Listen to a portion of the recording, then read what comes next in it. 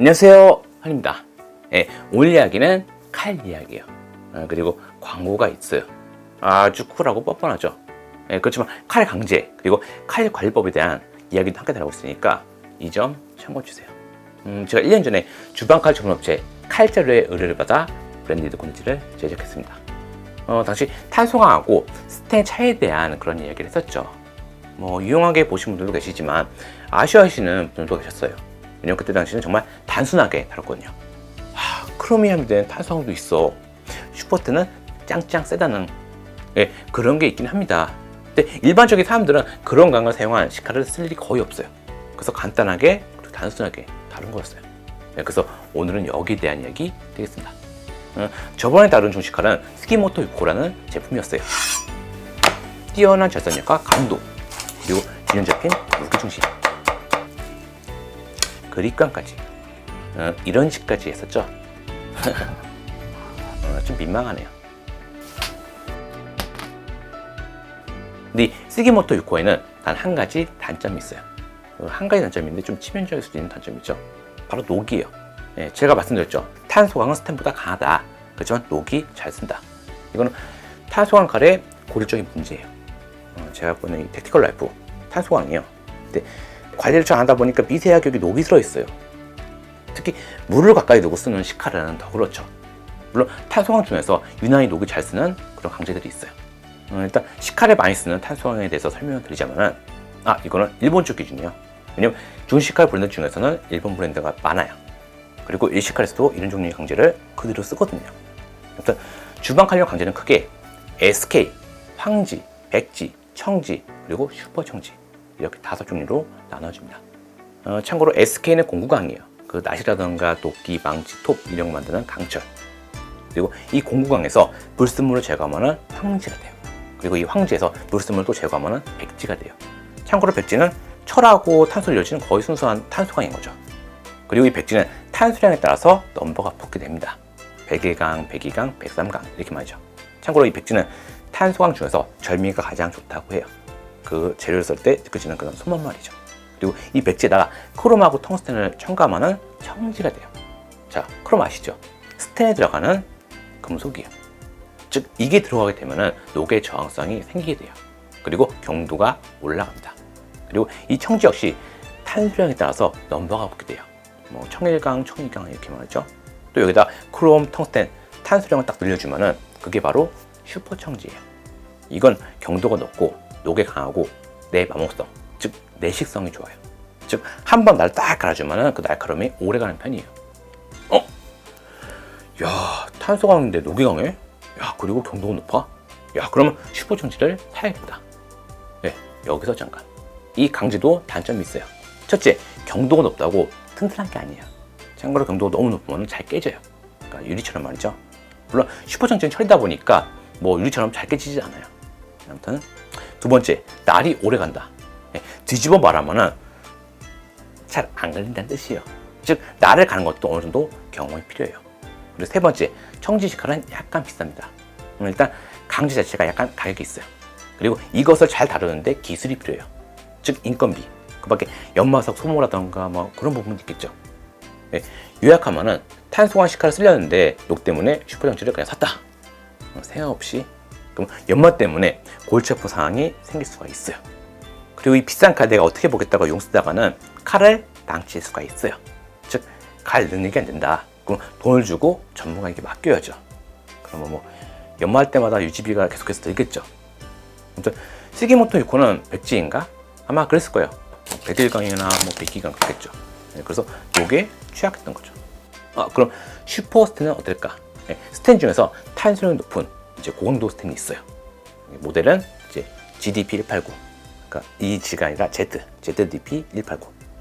이 강제는 슈퍼 청지하고 경도가 같아요. 그리고 출신이다 보니까 녹에 강한 거는 말할 것도 없죠. 그런데 말입니다. 이 강제 역시 단점을 가지고 있어요. 자, 경도가 높다. 즉 잘 깨진다. 강제가 비싸다. 즉 칼도 비싸다. 내식성이 좋다. 즉 칼을 갈기 힘들다. 특히 GDP189 같은 경우는 슈퍼청지하고 경도 같다고 했죠. 근데 연마는 몇 배나 힘들어요. 즉 슈퍼청지 GD189 이런 쪽은 칼을 세심하게 쓰시는 그런 분들에게나 맞는 강제라고 할 수가 있어요. 그러니까 예를 들어서 저처럼 뭐 도끼라던가 마치테, 파 이런 사람에게는 어울리지 않아요. 저는 막 험악하게 쓰잖아요. 또 같은 강제라도 칼 장인의 기술에 따라서 성능이 달라지기도 해요. 좀 다른 얘기긴 한데 그 대패 있죠, 대패. 청지를 사용한 대패가 있어요. 어떤 건 5만 원이고 어떤 건 100만 원이에요. 근데 써보면은 이게 사각기는 뭔가 느낌이 달라요. 그러니까 그 정도로 차이가 좀 져요. 아무튼 요약하면은 완벽한 강제, 완벽한 칼은 없어요. 사람에 따라 상황이 다르죠. 그리고 그 상황에 맞는 칼이 있을 뿐이에요. 저에게는 중식칼, 그리고 초보를 잡는 분들에게는 일식칼, 이런 식으로 말이죠. 자, 그럼 이 녹에 취약한 탈소강은 어떻게 쓰면 좋을까요? 기름칠을 하세요. 하니님 간 다음에 잘 말렸는데도 녹이 슬어요. 그러면 안 돼. 기름칠을 하세요. 그 칼에 가면은 여기에 미세한 이제 쇳가루가 붙어 있겠죠. 이게 마르는 줄라던가 키친타올 이런 걸 문지르면은 안 닦여요. 근데 기름을 발라가지고 막 문지르면 시커먼 게 묻어나와요. 즉 물이나 세제 이런 거는 완벽하게 제거가 안 된단 말이에요. 그러니까 칼에 기름칠을 해준다 라는 기보다는 기름으로 칼을 닦아준다, 그 표현이 더 어울릴 것 같아요. 그리고 콩기름, 참기름, 올리브유 쓰지 마세요. 이런 기름은 상한돼서 떡이 지게 돼요. 특히 불포도가 높은 지방일수록 그런 게 심해요. 비싼 칼인데 그게 떡이 지면은 그렇잖아요. 그때는 동백기름이나 이제 도마 관련 오일 이런 거 있죠. 이런 건 떡이 잘 지지 않아요. 이렇게 꾸준하게 발라주고 관리를 하다 보면은 어느 시점 가서 녹이 들지 않게 돼요. 칼에 뭐 기름이 먹어서 녹이 잘 안 쓴다, 뭐 그렇게 표현을 하시더라고요. 근데 이것보다 더 좋은 방법이 있어요. 자, 바로 이겁니다. 양털류예요. 양털에서 뽑은 양털류, 그리고 극강의 방청력을 자랑하는 양털류. 그 자동차라던가 배에도 쓰고 있어요. 쇠에다 뿌린 다음에 바닷물에다 이렇게 1년 동안 담가도 녹이 별로 안 슬어요. 그러니까 그 정도로 녹 방지 효과가 정말 뛰어나거든요. 이거 광고 아닙니다. 자, 먼저 칼에다가 양털류를 뿌리세요.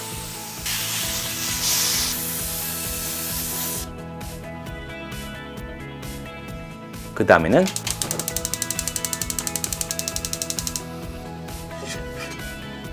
가열합니다. 절대 직화로 굽지 마세요. 칼 망칩니다. 칼날을 베어준다는 느낌입니다.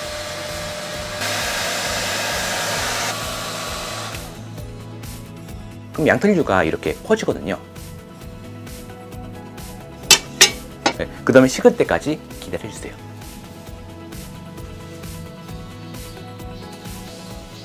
저는 이대로 한 일주일 정도 처박아 뒀어요. 그 다음에 이 기름을 긁어내주세요. 종이 같은 걸로 말이죠. 키친타올로 닦아준 후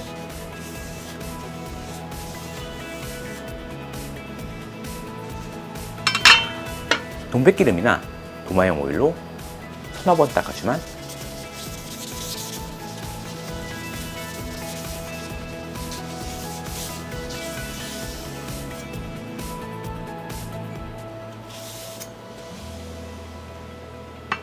오케이. 양털류가 인체에 무해하긴 하지만 그렇다고 식품용은 아니거든요. 그리고 무엇보다도 양털류는 냄새가 안 좋아요. 그래서 한번 가열해가지고 냄새를 좀 날려주고 그 다음에 다른 기름으로 이제 피니싱을 해주는 편이 좋아요. 그리고 쓴 후에는 이제 동백기름, 도마형 오일 이런 걸 이제 발라주면 돼요. 단 칼을 간 후에는 이 양털류 작업을 다시 해줘야 돼요. 제가 1년 넘게 이 스기모토 6구를 쓰면서 녹 때문에 고생을 한 적이 한 번도 없었어요. 물론 방송할 때는 안 쓰고 있죠. 칼은 이만한데 손이 이만해요.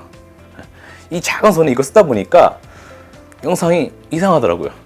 아무튼 저도 영상을 찍는 사람이다 보니까 이런 거를 좀 신경을 쓰게 돼요. 근데 여기까지 쭉 들으셨다면은 이런 생각이 드실 거예요. 야, 탄소화물을 쓰려고 이 짓을 꼭 해야 되나? 손맛이 좋다고 하는데 난 모르겠다.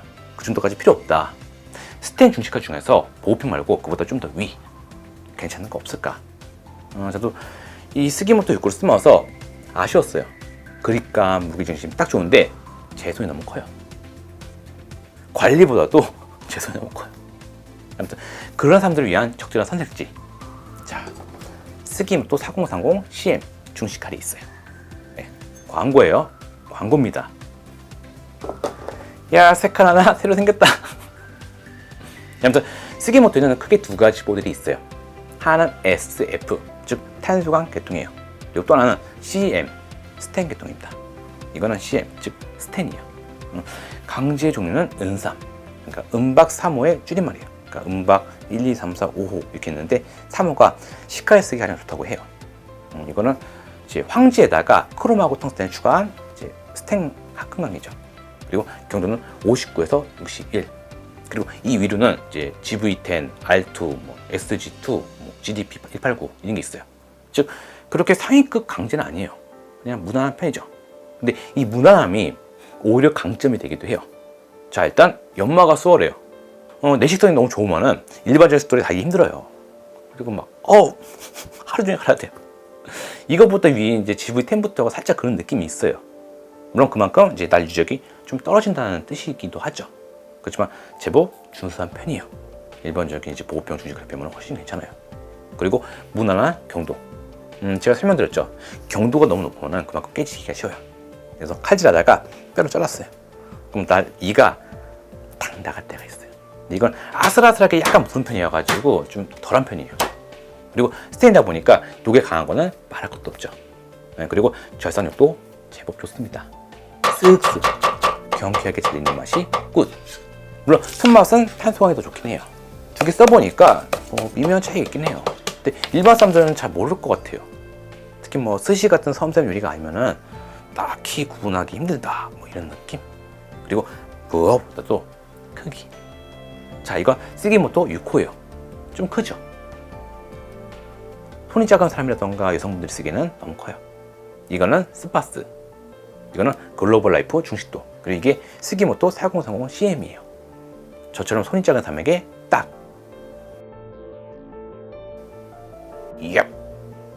나쁘게 말하면 어중간한 건데 좋게 말하면 균형이 딱 잡힌 그런 스펙이랄까요? 그렇다고 반에서 중간하는 그런 게 아닙니다. 그러니까 내신으로 치면은 1등급이라고 점수가 다 같은 게 아니잖아요. 그래서 이제 1등급 다 이렇게 있는데 얘는 2등급에서 제일 위. 딱 그런 느낌이에요. 그리고 이건 언제까지나 은삼이라는 강제의 이야기일 뿐이고 칼에는 열처리, 무게중심, 그립감 등등 많은 요소가 있으니까요. 참고로 은삼강 소재 칼은 일신 요리사 사이에서도 제법 괜찮은 선택이라고 해요.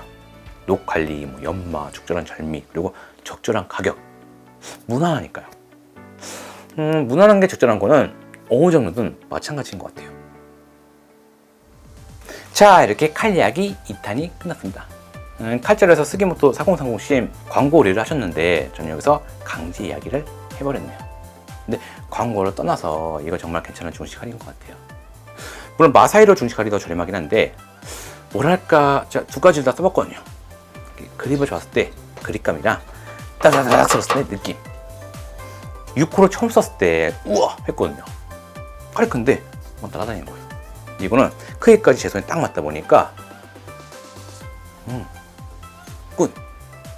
네, 혹시나 탄소한 칼 가지고 계신 분이 있다면 제가 쓰는 방법 한번 써보세요. 후회하지 않을 거예요. 그리고 스기모토 4030 CM 중식칼에 대한 자세한 내용은 아래 더보기 있는 링크를 확인해 주세요. 그리고 이 환희 주방에서 요리 장르에 따라서 서로 다른 중식칼을 쓸 예정이에요.